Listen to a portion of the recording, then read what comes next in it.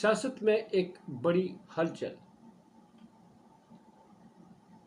ابھی آگے چل کے جو اس وقت حالات بنتے جا رہے ہیں اس پہ آج کا تجزیہ کرتے ہیں جی۔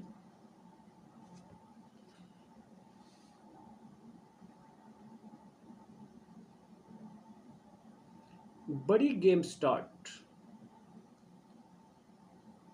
چیئرمین پی ٹی آئی کے لیے، انہیں واپس لانے کے، انہیں کامیاب کرنے کے راستے کیا ہموار ہو چکے ہیں، اس پہ بات ہوگی۔ خطرے کی گھنٹی کس کے لیے بجا دی گئی، کون آ رہا ہے اور کون واپس جا رہا ہے، اہم ترین دیگر خبریں ان کے ساتھ آج کا یہ ولاگ ہے جی۔ بسم اللہ الرحمن الرحیم۔ بریکنگ آل میں اس کے ساتھ ناظرین اکرام، میں ہوں فیصل سید۔ امید کرتا ہوں آپ جہاں بھی ہوں گے رب تعالیٰ کی پناہ میں عافیت سے ہوں گے۔ اس وقت فائنل مراحل میں گیم جاری ہے جی، اور واپس کسے لایا جا رہا ہے، کون جا رہا ہے، خطرے کی گھنٹی کس طرح سے بجنے جا رہی ہے، خطرے کی گھنٹی بج چکی ہے۔ نمبر ون جو اس وقت ایک انالیسز ہے اور فائنل کیا جا چکا ہے کہ ملک کی باغ دوڑ سنبھال کون سکتا ہے۔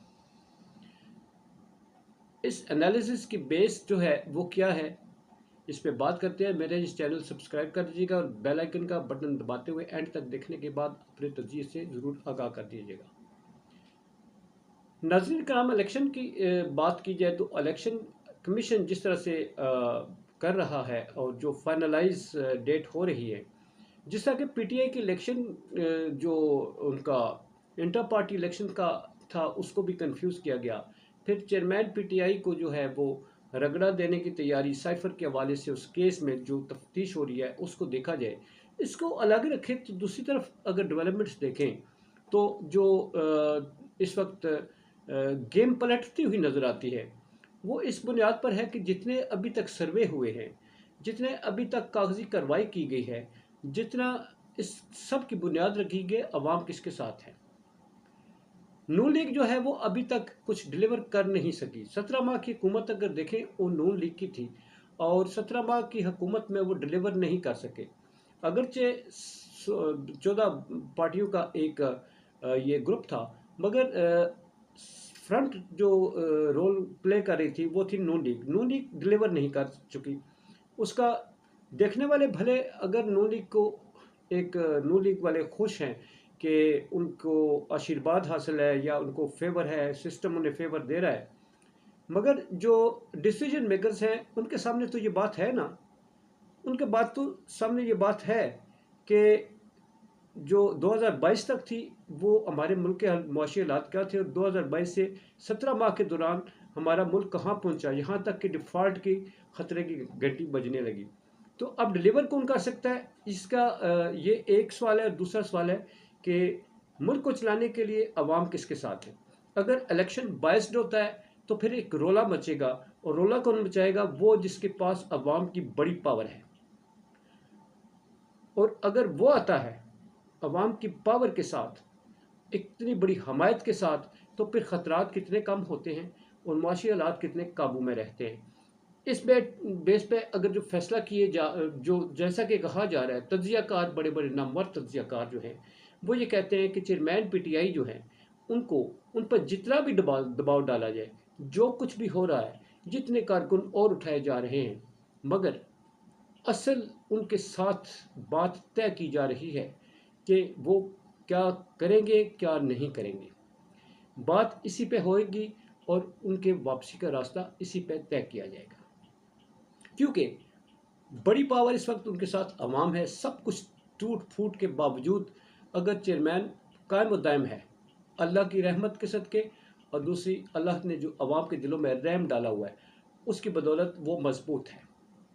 اور یہ مضبوطی جو ہے فیصلہ سازوں کو اس دوراہے پہ لے آئی ہے کہ جس کے ساتھ عوام نہیں ہے وہ ڈیلیور کرے گا، یہ جس کے ساتھ عوام ہے وہ ڈیلیور کرے گا۔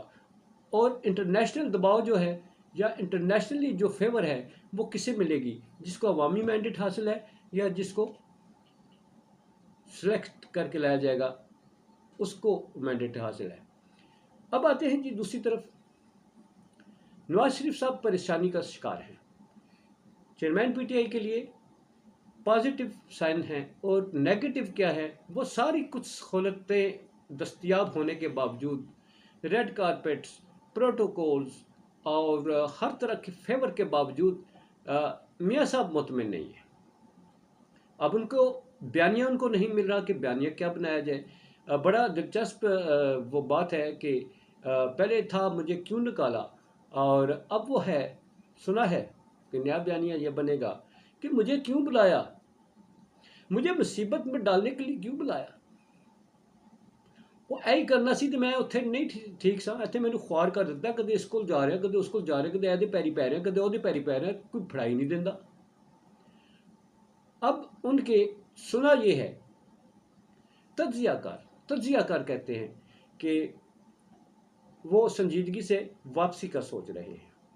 अगली मंजिल कहाँ होगी ये अभी तक तो कहा नहीं जाता, मगर वो मायूस हुए हैं। वो यहाँ आकर मायूस हुए हैं क्योंकि मुकदमात के हवाले से अगर देखा जाए तो बड़े बड़े कानूनदान ये कहते हैं कि वो इक़्तिदार में नहीं आ सकते। जब इक़्तिदार में नहीं आ सकते तो मियाँ जी वो सोचते हैं कि मैं फिर मुझे किस लिए बुलाया यार, अगर तुम आपने ये मेरे साथ करना था तो मैं उधर बाहर ठीक नहीं था। ये इस वक्त ये सिचुएशन चल रही है। और दूसरी तरफ बड़े बड़े सर्वे जो हैं इस वक्त वो ये हैं, आप के पी के में उस तरफ आए, जो कॉर्नर मीटिंग्स हैं वो बड़े बड़े जलसों का रूप धार रही हैं। ये क्या मैसेज है? ये ताकतवरों को मैसेज जाता है कि स्ट्रीट पावर जो है, और जो अपने वो लीडर जिसके लिए लोगों को लाया नहीं जाता, लोग पहले से मौजूद होते हैं कि उन्हें ज़रा सी भिनक पड़ जाए कि यहाँ पर पीटीआई का जलसा है, और ये जानते बूझते हुए भी कि यहाँ पुलिस रेड भी करेगी और पुलिस उठाएगी, पुलिस बंद भी करेगी, और फिर जमानतें भी नहीं होंगी, फिर बार बार गिरफ्तारियाँ भी होंगी। सब कुछ जानने के बावजूद, सब कुछ जानने के बावजूद लोग जिस पार्टी की तरफ राग़िब हैं, ये एक बड़ा स्ट्रांग मैसेज जाता है फैसला करने वालों को। ये इस वक्त तक के जो ताज़ा तरीन सूरत हाल है ये आपके सामने रखिए जी। नेक्स्ट मिलते हैं अगले व्लॉग में। मगर जो कंपैरिजन किया गया है इस वक्त वो ये है कि इक़्तिदार के लिए अहल कौन है, और वो है चेयरमैन पीटीआई। पाकिस्तान जिंदाबाद, पाक अफवाज पाइंदाबाद।